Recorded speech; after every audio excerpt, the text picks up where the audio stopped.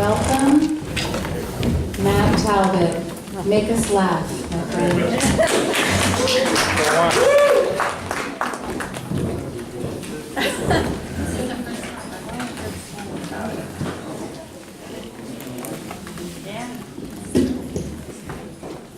Tough to follow that act.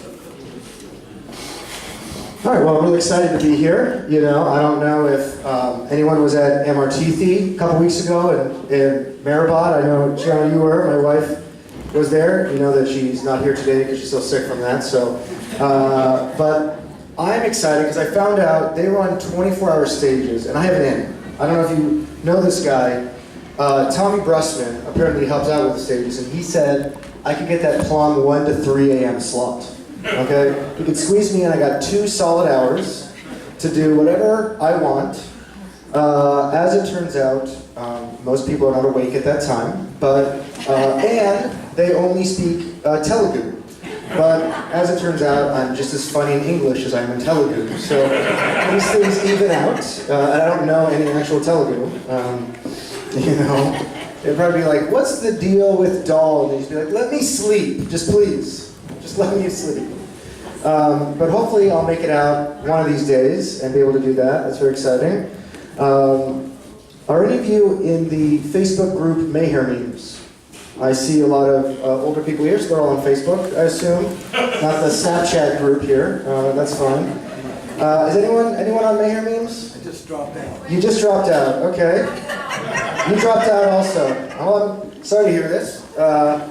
It might make sense because it doesn't seem that a lot of people seem to know what a meme is from the things that they're posting on there. But again, you can't ever really truly know Mayhair, so I guess it makes sense you couldn't truly ever know Mayhair Memes. But there's a couple comments I wanted to make on this group.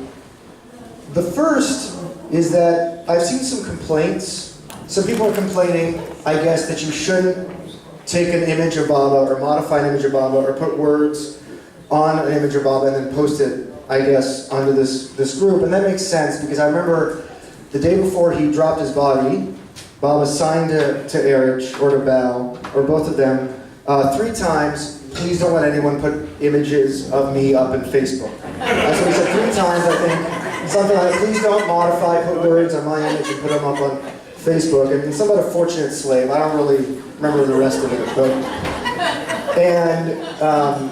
and this makes sense because a lot of people are like this. Even my parents are like this. And if you've ever seen them have an issue of Glow magazine at their house, they're acting. You even put a glass of water on top of an issue of Glow magazine. It's like DEFCON 11 at the house. It's like, look at that, move. We need to move that glass. We don't want anything on the issue of Glow magazine, which is why every issue of Glow magazine they give a Viking funeral. They put it on a little boat, light it on fire, and let it go. It's kind of like the U.S. flag. There's only specific ways at the Talbot household you can get rid of Glow magazine. Fire being one of them. And I know this is true because every time they do it, I reflexively take a knee. So, no, too soon? Too soon? All right, that's fine. The other thing that Andrew Radford said, I don't know if you know this guy, Radfield, do you know this person? He's in India, Radford. He's the only funny one in the entire group, okay? And I'm sorry if you're in the group, you're putting up memes. He's the only funny one, Andrew Radford. He put up something that interested me, that we have this prayer to Baba, and it says that we praise him for being the one without attributes, when literally every word is a description of an attribute of Baba. Every single one, eternal and imperishable, that's an attribute. Beyond imagination and conception, that's an attribute. Even being without attributes is an attribute. All right, not as many English majors, I guess, in this particular group. I thought that one would hit harder. We got a more literary group out here in Berkeley, I guess. I really killed in Middle Beach, but not doing too well. Seems to be driving Max Reef out of the room altogether, so that's fine. He's gonna look it up. He's gonna go look it up. Just Google the word attribute, and then scroll down, because like the first 3 ones are like things that cause other things to occur. That's a different definition. That's a tribute. So I'm not gonna edit the Master's Prayer. That's not my place to do, so don't worry. I don't know if you're like me and you're consumed by insecurity, but you probably are. And it may be that every time someone comes over to your house, and I've done jokes about this. If Elizabeth was here, she would probably heckle me about it, because she has in the past.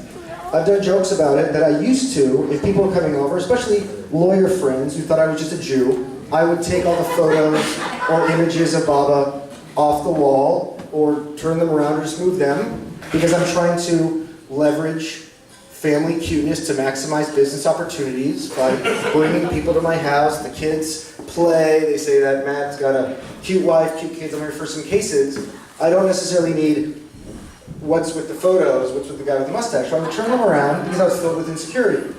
And that was fine enough, but I had a very interesting experience a little while ago. A gentleman came with his family to my house, and I'd done all this, taking the photos, images off the wall. But I'd forgotten one. It was about this big. It's a photo of Baba and Mera. Probably many of you have seen it. It was just off in the corner. And this gentleman who's very, very Christian, I was trying to emphasize, very Christian, saw it.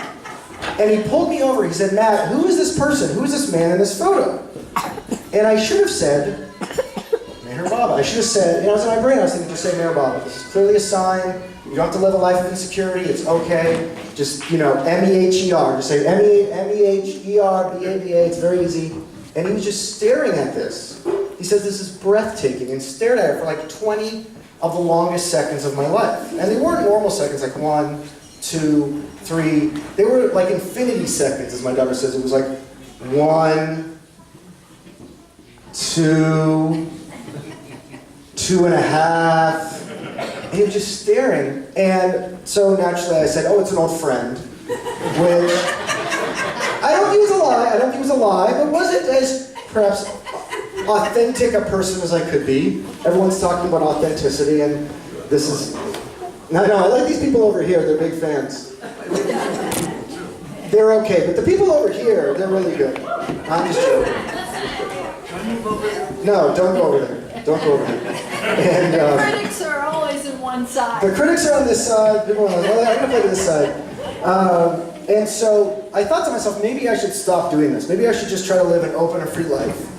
And I wasn't sure what to do, and then my wife bought a 7-foot-tall painting of Meher Baba.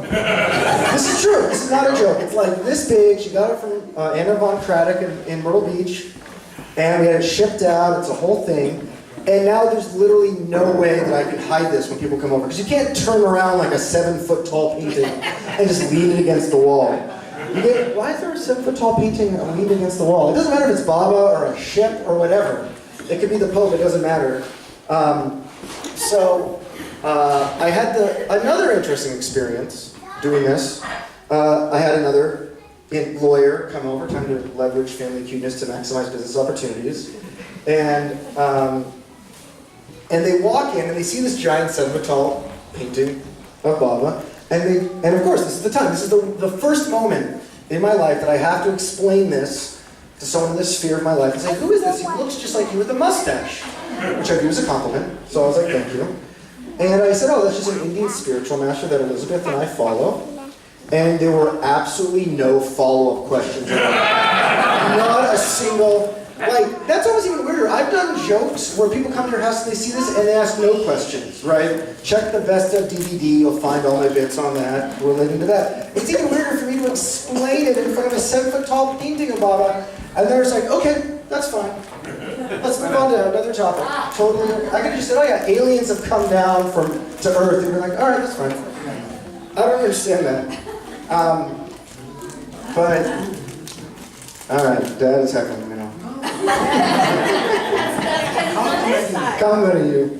I don't know if anyone brought a court reporter or a stenographer, because we need to take something down, because I need to send it to Buzz in Myrtle Beach, the CEO of the center. I have an important message to send. So everyone's ready to all right, you're going to take it down? All right, this is good, right here. You're going to video it. I also got the video over there. This is very important. They need to understand how angry I am and how upset I am.